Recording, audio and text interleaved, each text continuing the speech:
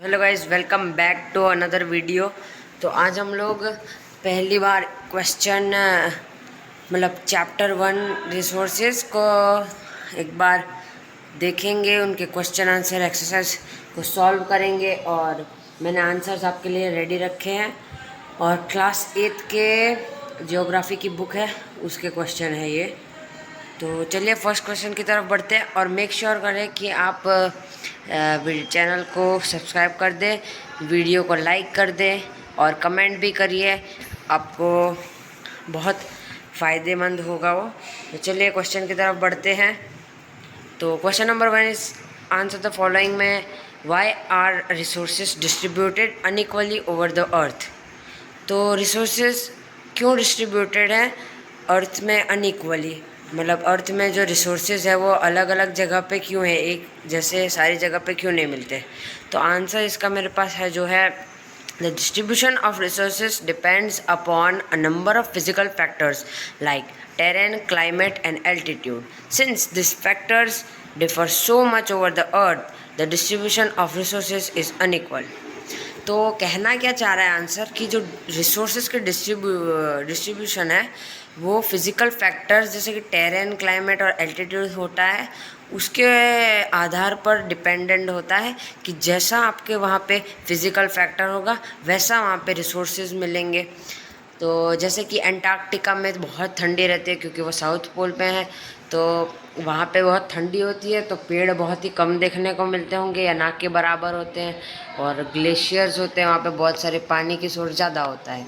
वैसे ही हमारा Sahara desert जो है, बाकी जो नॉर्दर्न साइड साउथ पोल की, वो सब गर्म रहती है, तो इसी के कारण होते हैं।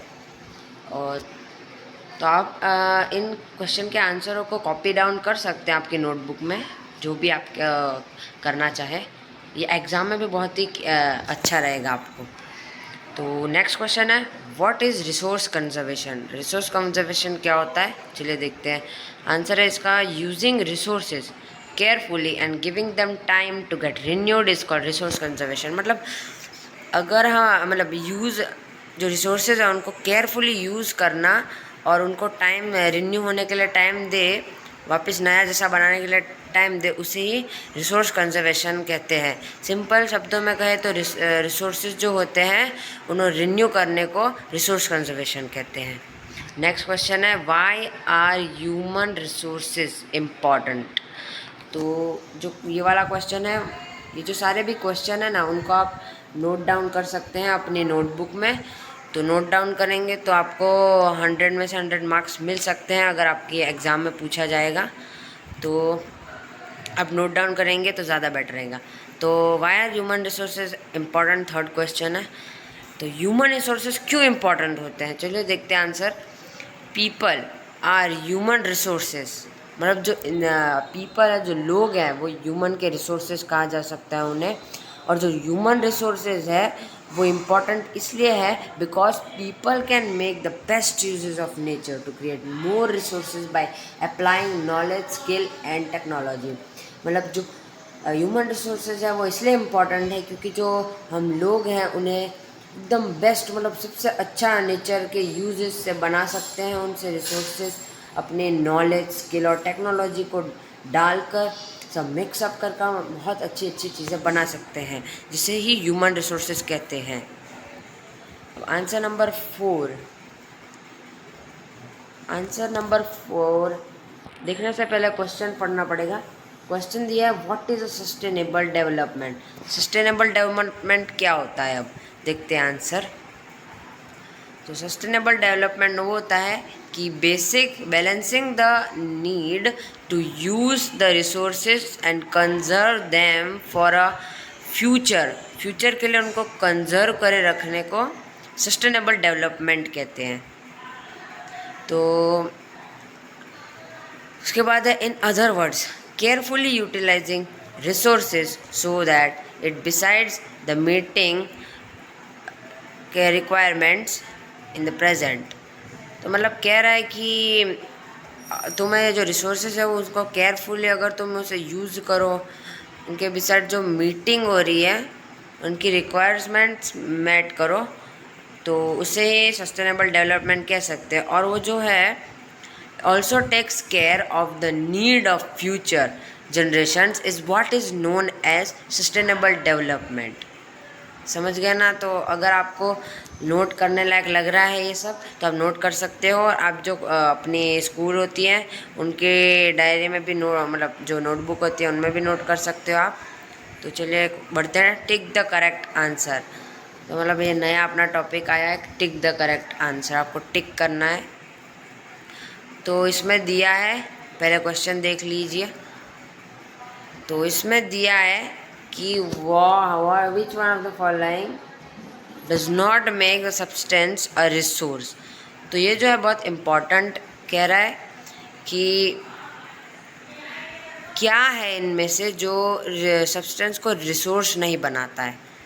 तो मतलब ए है यूटिलिटी, वैल्यू और क्वांटिटी। आंसर आपने देख लिया होगा, क्वांटिटी है, लेकिन इसको थोड़ा अंदर घुस कर ट्राई करो देखने की, समझने की ट्राई करो कि कौन सा है जो सब्सटेंस को रिसोर्स नहीं बनाता है। तो यूटिलिटी तो हो ही नहीं सकता, उसकी वैल्यू जो है उसकी वैल्यू से रिसोर्स नहीं बना सकती।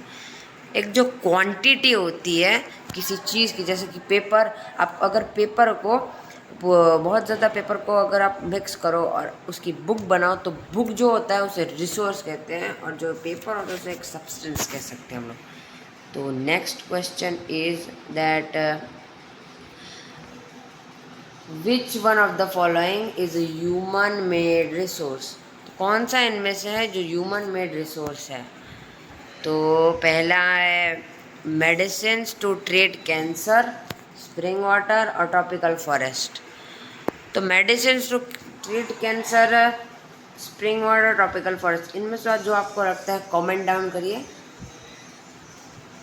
और तो मेरा ह्यूमन मेड रिसोर्स क्या होता है, spring water. Human made resource में तो जैसे कि उसके नाम से पता चलता है जो रिसोर्सेज ह्यूमन से बनाए गए हैं, मतलब इंसानों से, हम इंसानों ने बनाए हैं, उन्हें ह्यूमन मेड रिसोर्स कहते हैं। स्प्रिंग वाटर तो नेचर ने बनाया, ट्रॉपिकल फॉरेस्ट भी नेचर ने बनाया। तो उसका मतलब सिंपली आएगा मेडिसिन टू ट्रीट कैंसर। तो ये ऑप्शन इज द करेक्ट, आपने नीचे भी देख लिया होगा। ओके, तो biotic resources are what, A B, यहाँ से ए है derived from living things, B is made by human beings and C is derived from non living things. तो बायोटिक रिसोर्स क्या होता है, बायोटिक रिसोर्स वो होता है जो कि लिविंग थिंग्स से बनाया गया हो, मतलब लिविंग थिंग्स से आया गया हो, क्योंकि नॉन बायोटिक तो लिविंग थिंग्स से होता नहीं है। आप में से इन दोनों में से आप एक कोई भी जिसकी डेफिनेशन आप याद कर लोगे, समझ लोगे ना, उसके बाद आपको कोई इनसे रोक नहीं सकता। तो आंसर तो सिंपली आ जाएगा अपना डिराइव फ्रॉम लिविंग थिंग्स, लेकिन मेड बाय ह्यूमन बींग्स तो होगा ह्यूमन मेड रिसोर्स, और नॉन लिविंग थिंग्स का नॉन बायोटिक होगा। तो आंसर हमारा है वो है ए। तो ए को टिक कर लीजिए और आंसर वही। तो डिफ्रेंशिएट बिटवीन द फॉलोइंग, आपको दोनों में डिफरेंस निकालना है। डिफरेंस ये जैसे कि पॉइंट बना के हम निकालते हैं ना, वही डिफरेंस निकालना होता है। तो पोटेंशियल और एक्चुअल रिसोर्सेज का और यूबिक्विटस का, तो आपको क्या करना है, टेबल बना लेना है, जैसे कि इधर बनाया गया है ऐसे टेबल बना लीजिए। तो पहले में क्या दिया है, पोटेंशियल रिसोर्स, और दूसरा में दिया एक्चुअल रिसोर्स। तो अभी इसमें हम डिफ्रेंशिएट निकालेंगे, तो पहले टेबल बना देना। तो अपने जो दो ऑप्शन दिए होंगे, ये जैसे कि दिया है इधर पोटेंशियल और इधर एक्चुअल, तो ऐसे टेबल बना लेना।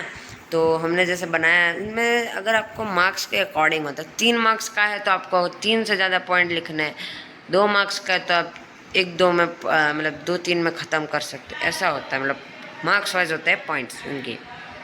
तो पोटेंशियल रिसोर्सेज और एक्चुअल रिसोर्सेज में डिफरेंस है कि पोटेंशियल रिसोर्सेज क्या होता है, resource whose entire quantity is not known, मतलब जो रिसोर्स होता है, जो चीज़ होती है जिसकी पूरी क्वांटिटी पता नहीं हो हमें, ऐसे ही उसका ऑपोजिट कर लेना है एक्चुअल रिसोर्स में। तो actual resource, a resource whose quantity is known, एक रिसोर्स जिसकी क्वांटिटी हमें पता है। तो दूसरा है पॉइंट हमारा पॉइंट नंबर 2 और ये 1 था। तो पॉइंट नंबर 2 क्या कहता है कि not being used at present but could be used in future. जो अभी यूज़ नहीं किया जा सकता है, लेकिन जो फ्यूचर में यूज़ किया जाता है वो होता है पोटेंशियल रिसोर्स। और जो एक्चुअल रिसोर्सेज में क्या है, जो अब भी यूज़ किया जा सकता हो प्रेजेंट में। ओके, तो थर्ड पॉइंट अपना लगा लेंगे। थर्ड पॉइंट ये है, थर्ड पॉइंट है the present level of technology is not advanced enough to utilise it. मतलब जो प्रेजेंट लेवल की टेक्नोलॉजी है वो यूटिलाइज करने के लिए एडवांस्ड नहीं है इतनी, लेकिन जो प्रेजेंट लेवल की टेक्नोलॉजी है वो एक्चुअल रिसोर्स को यूज़ करने के लिए काफ़ी। तो कहना क्या चाहता है ये, अब ये जो थर्ड पॉइंट है ये वाला अपना, ओके ये जूम इन कर दिया मैंने। The present level of technology is not advanced yet to utilise it. मतलब ये कह रहा है सिंपल में है कि जो अभी की टेक्नोलॉजी है वो इसको यूज़ करने के अभी तक काबिल नहीं है, और जो एक्चुअल रिसोर्स की टेक्नोलॉजी है अभी हमारी, वो इसको यूटिलाइज करने के लिए इनफ है। Potential resource the uranium found in Ladakh which could be used in future. Example दिए हैं the dark soil of the Deccan plateau and Maharashtra का। ओके, तो बढ़ते हैं क्वेश्चन नंबर 2 की तरफ, यूबिक्विटस रिसोर्स और लोकलाइज रिसोर्स। तो यूबिक्विटस रिसोर्स क्या होता है? यूबिक्विटस जो रिसोर्स सारी जगह पे मिलता है, resource which is found everywhere. और localize resource a resource which is found only in certain places. ऐसा रिसोर्स जो सिर्फ कोई जगह पे मिलता है, जैसे कि कॉपर, और जो सब जगह मिलता है, एयर भी ब्रिज जो हम सांस लेते हैं वो। थैंक यू गाइस, ये था हमारा एंड। होप आपको पसंद आया होगा।